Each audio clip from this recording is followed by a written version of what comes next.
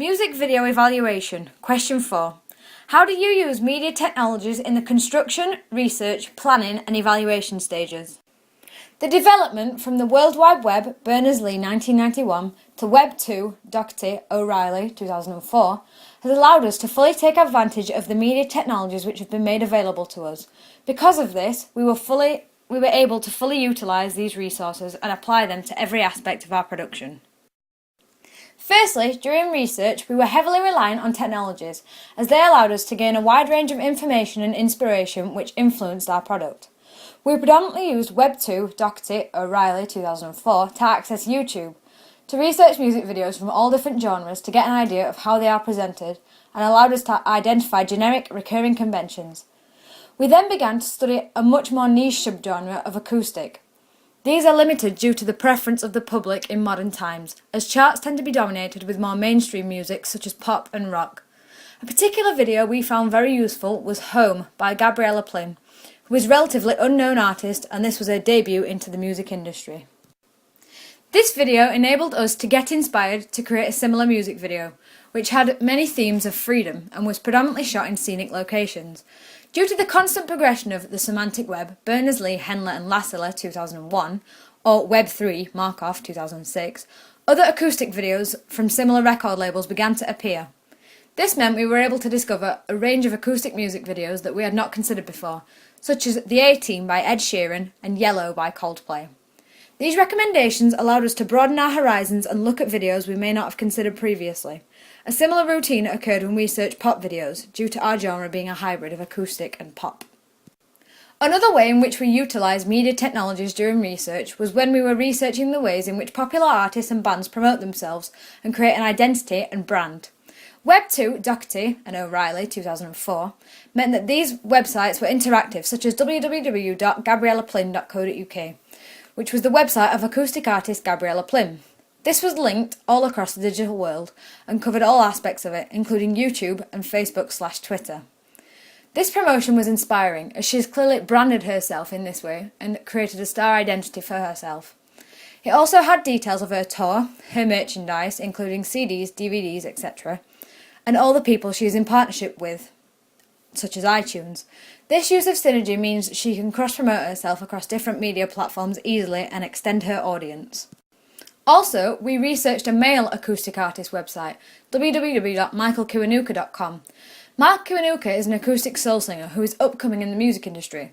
Due to him being the same gender, genre and in the same position musically as our artist, we thought this website gives an idea for colours which we could replicate throughout our ancillary products.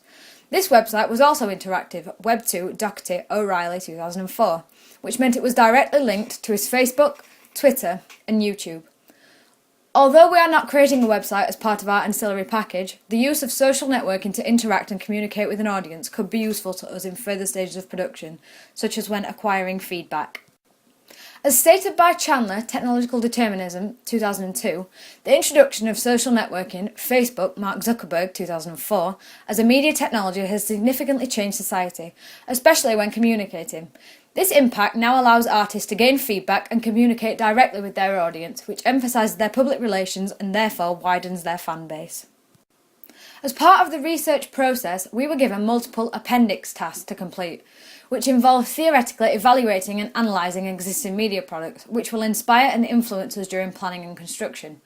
We analysed music videos and the micro-elements used to create multiple connotations and to suggest subtle themes and messages regarding the artist. Once the information had been written and processed, I used PowerPoint to make the information more visual, which would be easier to view and locate when placed on my Posterous blog. Turning these slides into JPEG files meant they could be imported into Windows Movie Maker, which is non-linear editing software, Gauntlet 2007 and Taos 2002, which allowed me to present my information in a more technologically advanced way, which would make it easier to locate and rediscover information when it came to applying theory and ideas in my planning and construction. Once videos had been completed, I uploaded these onto my Posterous blog, which allowed me to organise and present, Pete Fraser 2002, my information in a professional and personal way, which would make the entire process of production easier, as I could continue to refer back to my blog to find this information and to get new ideas. Web 2, Doherty, O'Reilly 2004, meant my blog was interactive and all forms of information could be viewed, such as videos and images. The most basic form of research for this project was to watch the music channels available during my spare time. When I was doing other coursework or when I was busy around the house, having these on in the background allowed me to digest a wide range of genres and learn about codes and conventions which were frequently appearing. I began by watching very mainstream channels such as MTV Hits, which covered a wide range of genres including pop to rock to rap. This allowed me to discover a very broad range of conventions which are present in music videos. I then moved on to MTV Rocks and discovered that they host an alternative hour where they played more obscure and niche music, and a genre which was often repeated was acoustic.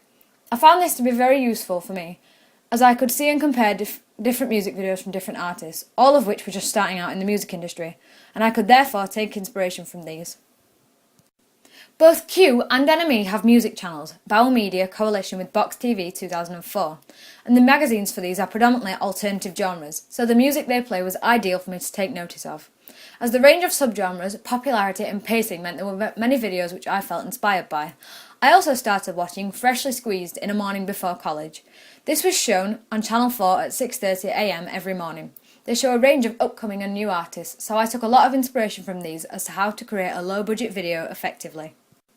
Lastly, Facebook and Twitter were particularly useful when I was researching into the branding and identity of different artists and bands. I decided I would follow my research on Gabriella Plim and follow her on Twitter.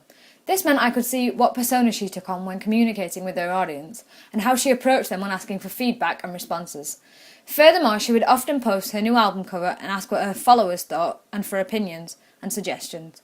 I also followed her fan site page on Facebook, in which similar or the same posts were made. This use of branding and cross-promotion allowed her to communicate more with her audience, which made her more likeable and relatable to an audience.